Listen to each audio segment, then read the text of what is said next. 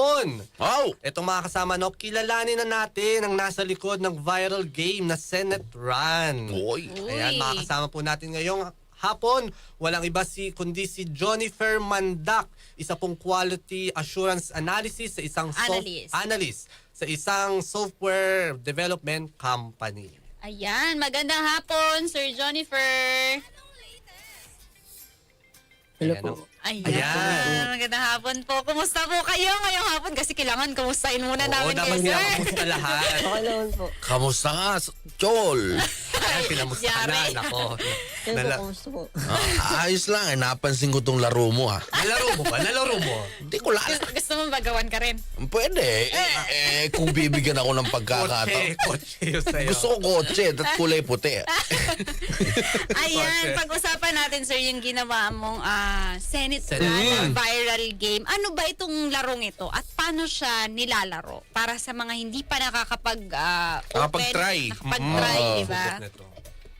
Okay, so yung Sinitron Run po is parang fast-paced game lang siya. So parang kailangan lang tumalon ng yung player para ma-avoid niya po yung mga obstacles.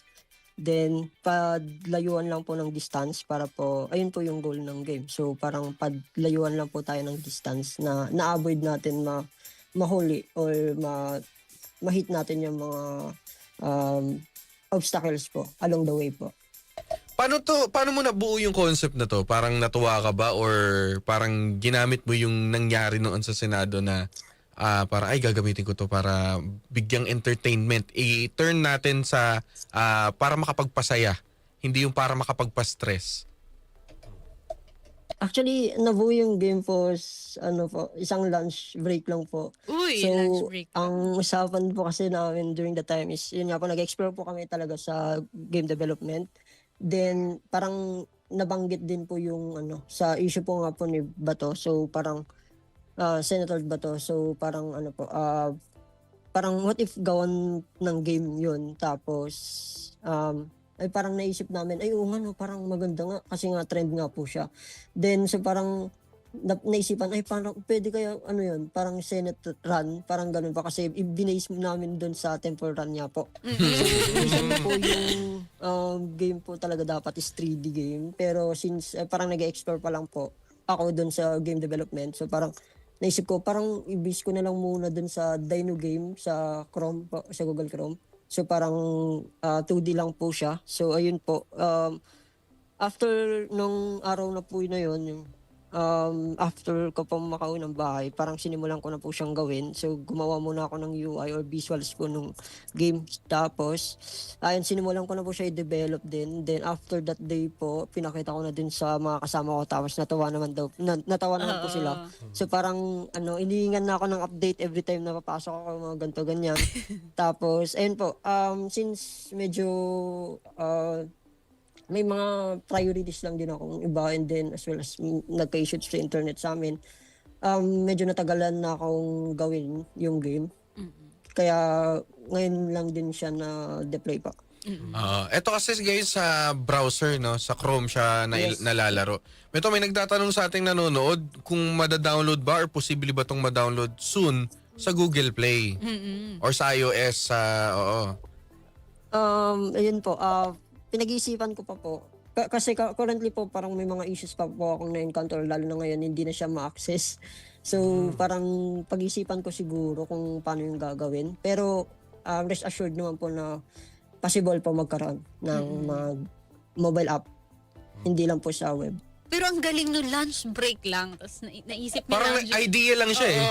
During lunch break lang. So, mabilis ang idea lang siya. Tapos nakapag-produce ng ganitong game. Ano ba yung mga nito, sir? Para lang sa mga tagapakinig. May mga power-ups ba to? Paano ba siya? Yung mga obstacle. Ano yung mga obstacle?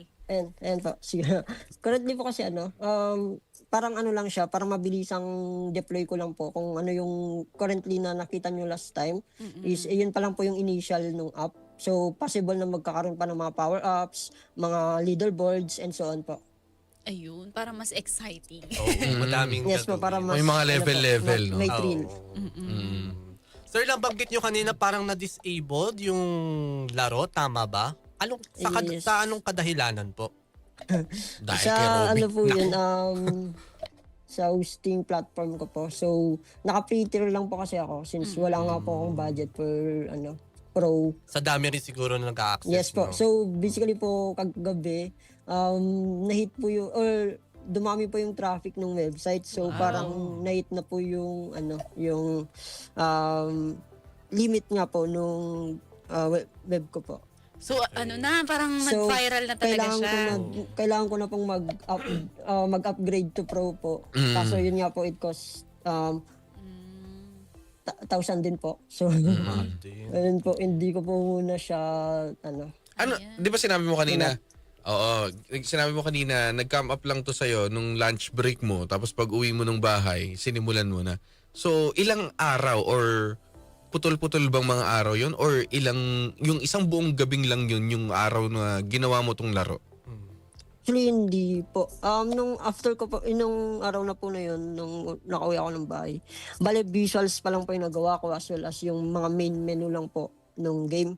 Tapos, ayan, pinakita ko din or in-story ko din po sa social media po. Tapos, parang madami din natuwa. So, parang na-enganyo din po akong ituloy. Pero yun nga po, since may mga priorities din po ako like sa work po, hindi ko po siya natapos agad. And as well as dito sa amin po kasi nawalan po ng internet buong 4 days po 6 days pong walang internet. So parang gumamit na lang ako ng mobile data para